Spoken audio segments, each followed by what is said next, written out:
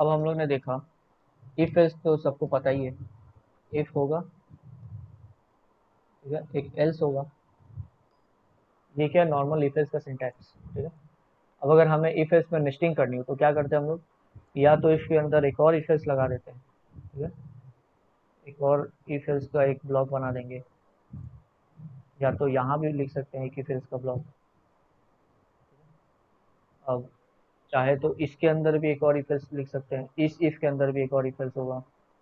तो ये हम लोग जितना मन नेस्टिंग कर सकते हैं, ठीक है।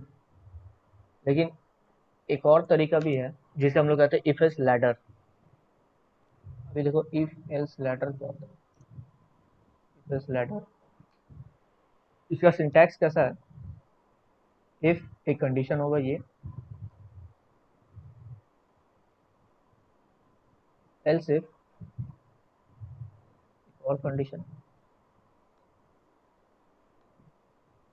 फिर एल्स इफ, यहाँ भी एक और कंडीशन लिख सकते हैं। मतलब जितना बार हम लोग चाहे तो else if else if else if कर सकते हैं, और लास्ट में एक एल्स का ब्लॉक, ठीक है। तो अभी हमें क्या प्रोग्राम बनाना है,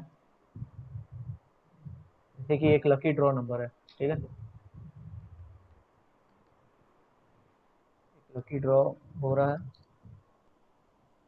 जिसमें से अगर टिकट नंबर आपका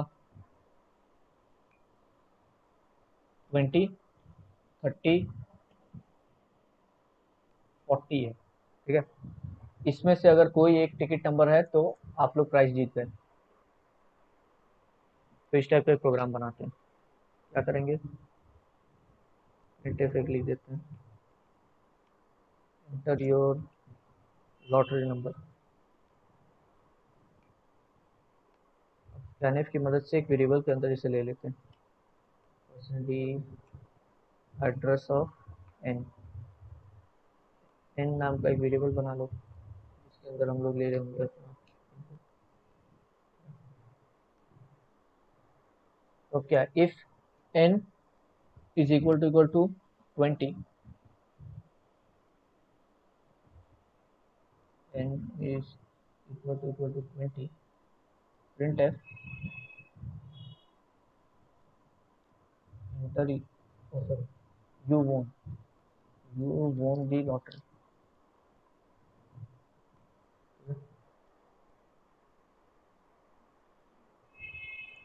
else if N equal to 30, तो भी ये प्रिंट करवा दो, you won the lottery. Else if N is equal to 40, अगर 40 हुआ तो भी प्रिंट करा दो ये, ठीक है। और अगर इनमें से कुछ भी नहीं है तब प्रिंट करवा दो यू लॉस्ट, ये यू लॉस्ट, ये प्रिंट करवा दो। तो सिंटैक्स इजी है इसका, एकदम सिंपल। जैसे इंग्लिश में आप लोग क्या समझते हो, इफ ये हुआ तो ये करा दो, एल्स इफ ये हुआ तो ये करा दो, एल्स इफ ये हुआ तो ये करा दो, और नहीं तो फिर ये करवा दो, ठीक है। इसका ये मतलब है। इस प्रोग्राम को कंपाइल करते हैं, इक्वल टू 30, ये हो गया। I think there will be a space between else if. Exactly, या दिस इज करेक्ट, ठीक है।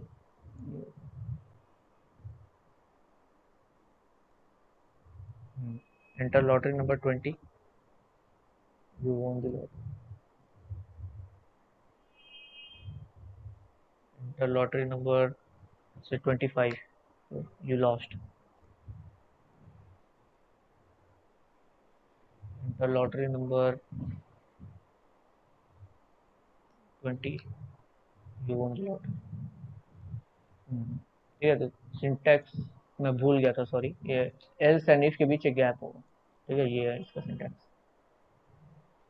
एक्चुअली इतने सारे सिंटैक्सेस है ना इसकी, अभी सी प्लस प्लस वगैरह सब मिला के तो हो जाता है कभी कभी, ठीक है। तो याद रखना एक गैप है दोनों के बीच में, एल्स एंड इफ के बीच में।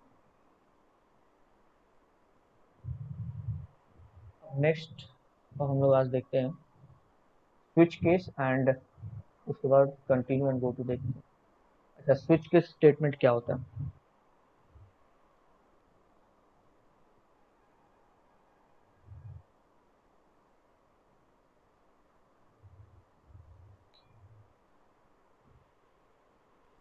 स्विच केस का पहले सिंटैक्स देख लेते हैं।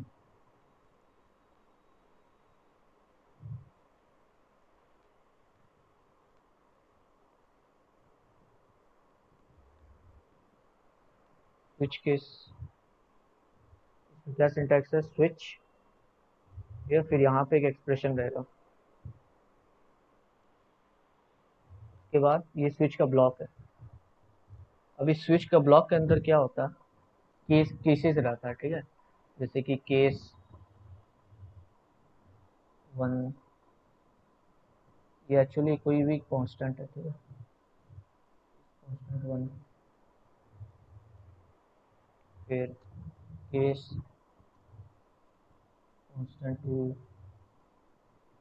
ऐसे करते करते हम लोग जितना मन उतना केस बना सकते हैं, कांस्टेंट 3, और लास्ट में एक आता है डिफॉल्ट। अच्छा, तो एक काम कैसे करता है देखो, फॉर एग्जाम्पल यही सेम लॉटरी वाला अगर हम लोग देखें, ठीक है, यही लॉटरी वाला सेम एग्जाम्पल, 10, 20, 30, ये 3 नंबर जिनके होंगे वो लॉटरी जीत गया। तो स्विच केस से कैसे बना सकते हैं,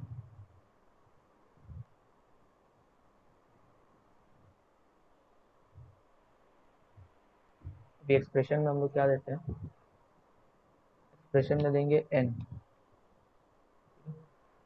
और यहाँ पे क्या होगा, n की वैल्यूज, जैसे कि अगर 10 हुआ n तब, अगर 20 हुआ तब, अगर 30 हुआ तब, और नहीं तो ये प्रिंट कर दो, यू वोंट बी लॉटरी,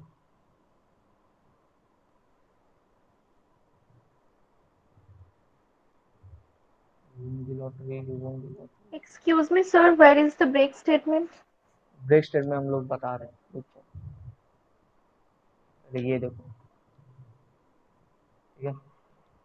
अब एक्चुअल में एक काम कैसे करता है, अगर मान लो केस आया हमारे पास 10, ठीक है, फॉर एग्जांपल यहाँ पे n की वैल्यू थी 10, ठीक, तो क्या होगा, स्विच केस से देखेगा n की वैल्यू क्या है, अब ये मैच करेगा इसमें से कौन सा वैल्यू 10 है, तो ये मैच करते करते देखा फर्स्ट वैल्यू 10 है, ठीक है, तो केस पहला ही केस इसको मिल गया ट्रू, तो ये क्या करेगा, प्रिंट एफ यू वोन लॉटरी प्रिंट कर देगा, और उसके बाद जितने भी मतलब केसेस है वो सबको ये एग्जीक्यूट करते जाएगा, ठीक है, तो यू वोन लॉटरी 3 बार प्रिंट हो जाएगा इधर।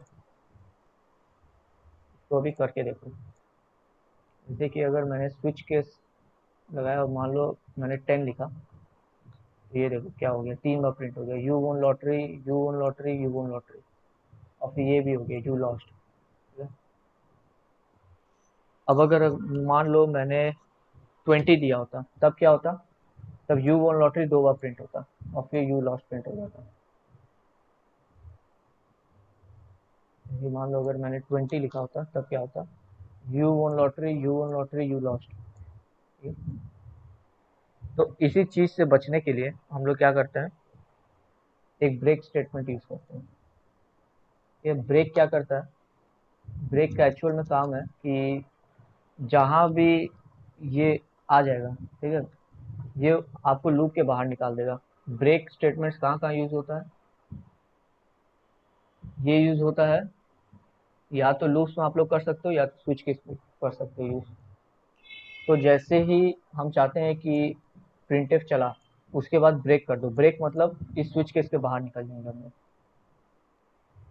ये जो पूरा ब्लॉक है स्विच केस का इसके बाहर हम लोग निकल जाएंगे, तो इसीलिए हर इसके बाद हम लोग एक ब्रेक स्टेटमेंट लिख करते हैं,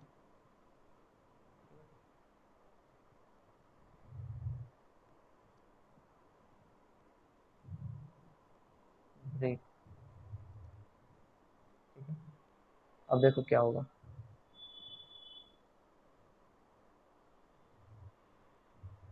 अब वापस मैं लिखता हूँ 10, ये देखो, अब सिर्फ यू वोन लॉटरी आता है, ठीक है। अब अगर मैं 20 भी लिखता हूँ तो भी सिर्फ एक ही बार आएगा, 20 भी लिखा तो भी देखो सिर्फ यू वोन दी लॉटरी, सिर्फ ये आएगा। अच्छा, अब अगर मैं कोई ऐसा नंबर देता हूँ जो 10 20 30 नहीं है, फॉर एग्जांपल 25, ये देखो क्या है, यू लॉस्ट। तो डिफ़ॉल्ट का काम क्या है? डिफ़ॉल्ट का काम है कि अगर इन तीनों में कोई भी एग्जीक्यूट नहीं हो पाया तो डिफ़ॉल्ट एग्जीक्यूट हो जाएगा। डिफ़ॉल्ट का ये काम है। ठीक है, ये ब्रेक स्टेटमेंट भी हो गया, स्विच केस भी हो गया। अब हम लोग क्या करते हैं, एक मेन्यू ड्रिवन प्रोग्राम बनाते हैं। ठीक है, एक पूरा एक प्रोफेशनल कैलकुलेटर बनाते हैं पूरा इसी स्विच केस को यूज़ करके। वीडियो बनाते हैं इंट। अच्छा, इसको लिख देते हैं इंट चॉइस।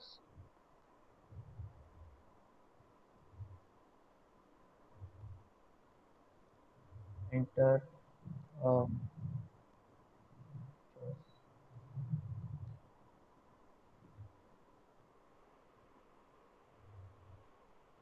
यहाँ पे लिख देते हैं नंबर 1 एडिशन।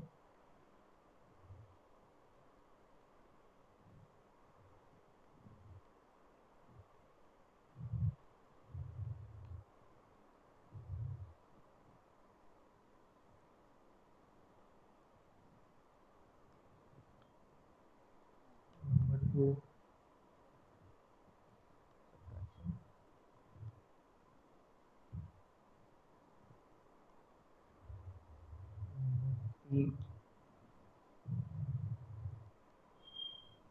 मल्टीप्लिकेशन।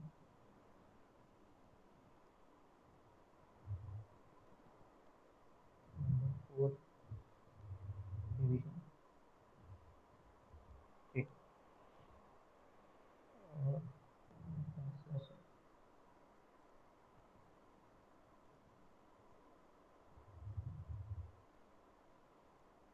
और अभी ये यहाँ पे कैसा लगेगा दिखने में, ऐसा लगेगा। ठीक है, एंटर अ चॉइस। अब यूजर एक चॉइस देगा, एडिशन सब्ट्रैक्शन मल्टीप्लिकेशन डिवीजन।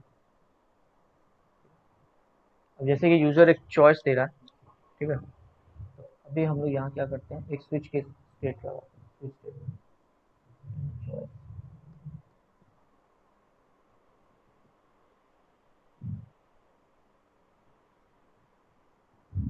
अब इसके अंदर क्या लिखेंगे, केस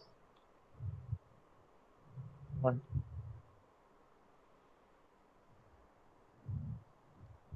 केस 1 में क्या लिखेंगे, एडिशन हो रहा है ना। अच्छा ठीक है, इसके बाद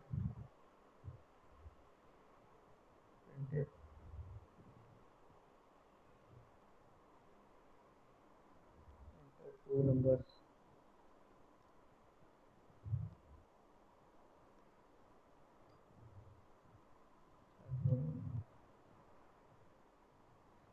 Sir, if we don't give the scanf statement, then also user can enter the input. Scanner, हाँ राइट, स्कैनर तो अभी लिए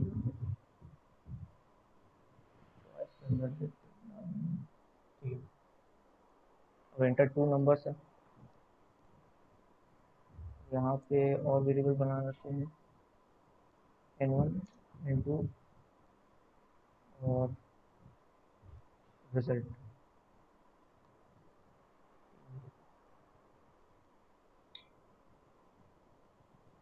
scanner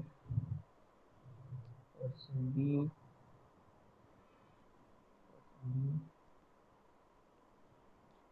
address of n1, address.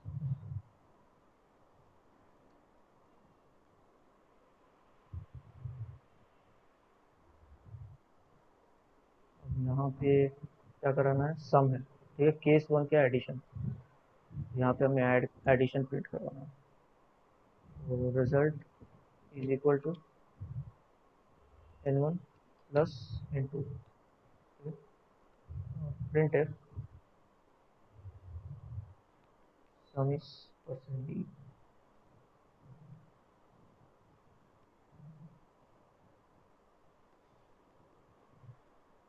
ये तो हम लोग ऐसे भी कर सकते हैं, और या तो डायरेक्ट रिजल्ट भरने की जरूरत नहीं, डायरेक्ट n1 प्लस n2 भी कर सकते हैं। इससे लाइन्स ऑफ कोड कम हो जाता है। इस रिजल्ट की जरूरत ही नहीं, डायरेक्ट n2 पे ही ऑपरेशन करवा देंगे n1 n2 से। ये हो गया केस 1।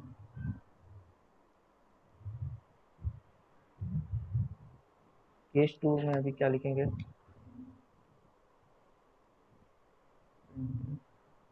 ये सेम चीज़ तो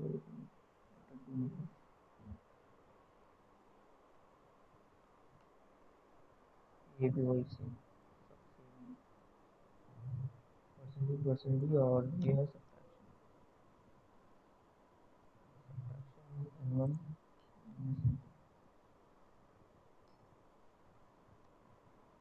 इस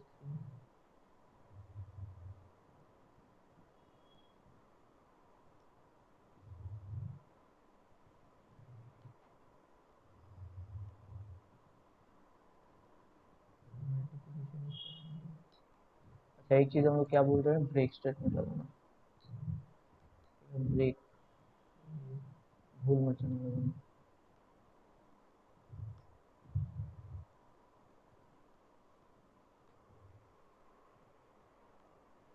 केस 4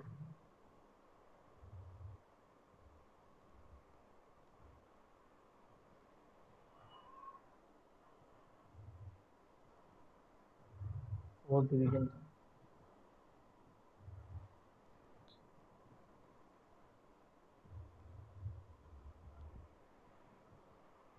डिवीजन। अब अगर इनमें से कोई भी नहीं है, ठीक है, तो डिफ़ॉल्ट में हम लोग एक मैसेज प्रिंट करवा देते हैं, print F please enter valid input.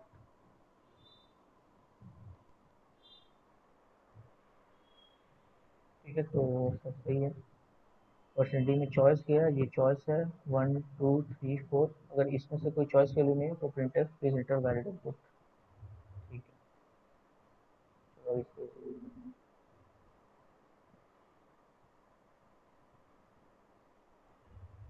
अच्छा, एक चीज़, हम लोग चॉइस को यहीं ले लेते हैं, पहले ये दिखा रहे थे, ठीक है, उसके बाद चॉइस।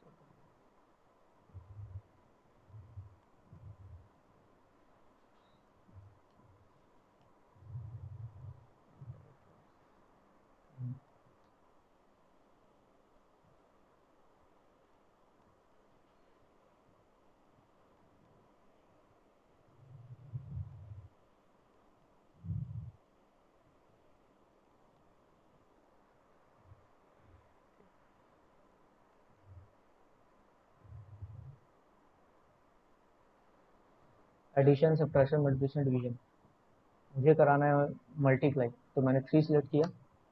अब क्या आ रहा है, इंटर टू नंबर्स। अब इंटर टू नंबर्स में कुछ भी हम लोग मान लो 10 और 20 सिलेक्ट। देखो क्या आ गया, मल्टीप्लिकेशन इज 200, करेक्ट।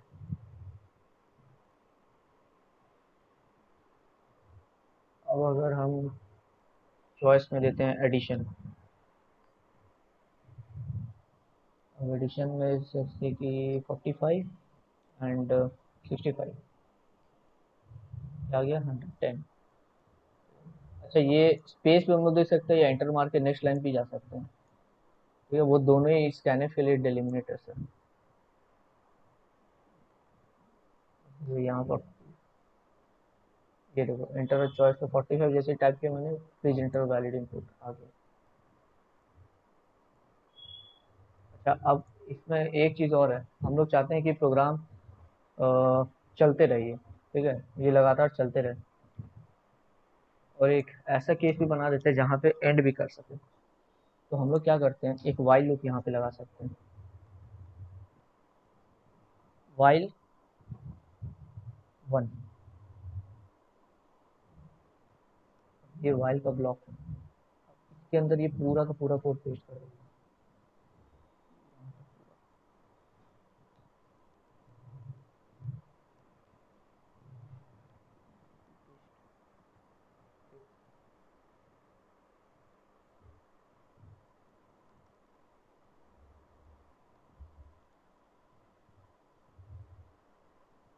तो इससे क्या होगा, ये प्रोग्राम जो है ये कंटिन्यूसली चलते रहेगा। ठीक है, तो इसको एंड कराने के लिए भी एक और केस अब बना देते हैं, केस 5। केस 5 अगर यूजर सिलेक्ट करेगा तो अच्छा पहले यहाँ पे एक वो भी करवा देते हैं। ये 5 5 क्या है, एग्जिट। एग्जिट एग्जिट करना हो तो 5 दबाया जाओ, ठीक है। और केस 5 क्या है, केस 5 में लिख देते हैं प्रिंट एफ। अच्छा नहीं, प्रिंट एफ नहीं, exit, exit zero. Exit zero एक फंक्शन है जो प्रोग्राम को एंड करने के लिए काम आता है, ठीक है। चलो इसको रन करते हैं। was not declared exit zero. तो इसका आई थिंक एक हेडर फाइल भी कर लिया।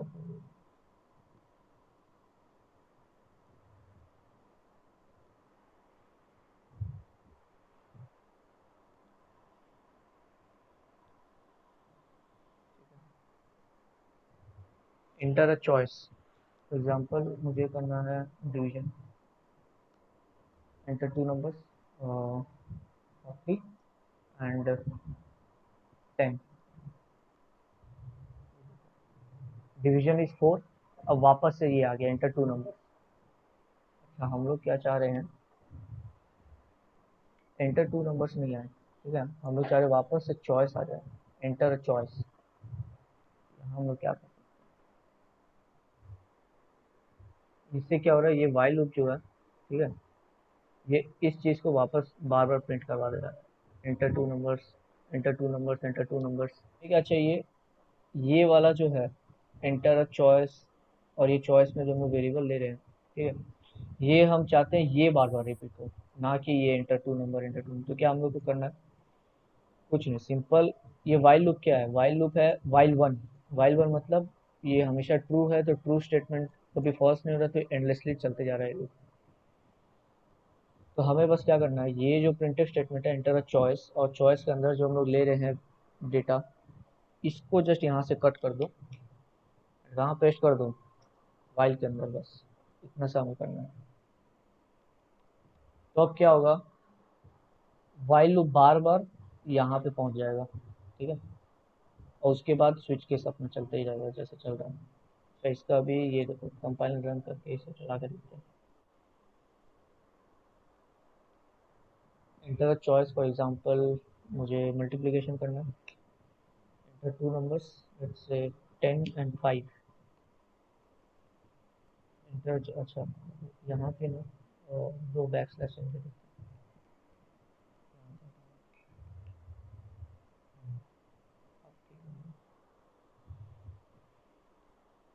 ठीक है, इंटर अ चॉइस जैसे कि एडिशन, इंटर टू नंबर्स और 10 एंड 5। ये देखो सम इज 15, अब वापस से आ गया इंटर द चॉइस। चॉइस में अब सपोज मुझे डिवीजन कराना तो 4, enter two numbers, let's say 40 and 10, division is 4। अब फिर एक चॉइस आ गया, एंटर चॉइस, लेट्स से अब मुझे मल्टीप्लिकेशन कराना है 3, enter two numbers 6 and 8, multiplication 48। ठीक है, अब मेरा काम हो गया, अब मैं चाहता हूँ प्रोग्राम एंड हो। तो एंड के लिए क्या था, 5, 5 दबाना था। तो एग्जिट के लिए क्या करेंगे, 5, एंटर, ये देखो program end, program exited after 46 second with terminal 0, program end हो गया हमारा, ठीक है। इस तरीके से ये हमने पूरा फुल फ्लेश्ड एक कैलकुलेटर बनाया। और डिफ़ॉल्ट वैल्यू भी देख लो, अगर चॉइस में अगर यूज़र ने 1 से लेके 5 के बीच नहीं कुछ और ही टाइप कर दिया, जैसे कि 6, तब क्या आ गया, please enter a valid input. तो परफेक्टली हमारा ये काम कर रहा है। Sir, why we are writing one after while? Because we want to execute this block continuously, that's why. तो वाइल के अंदर कुछ ऐसा कंडीशन लिखना होगा that is always true, okay, and one is always true. If we write any condition, we have to just write a condition that is true. यही हमें लिखना है यहाँ पे। तो ये कोई भी true Sir, condition. if we write, हाँ, if you sir, right. if we write zero, अच्छा जीरो। अच्छा देख लो जीरो से क्या होगा। ये देखो प्रोग्राम एग्जिट हो गया अभी से। क्यों एग्जिट हुआ? क्योंकि जीरो क्या है? फॉल्स। फॉल्स मतलब वाइल लूप चलेगा ही नहीं। ठीक है, this whole block will not run if you write 0 because 0 means false in programming, so this whole block will not run. Write 5,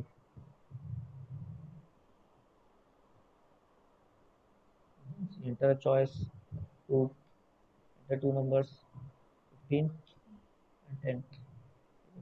It's working perfectly.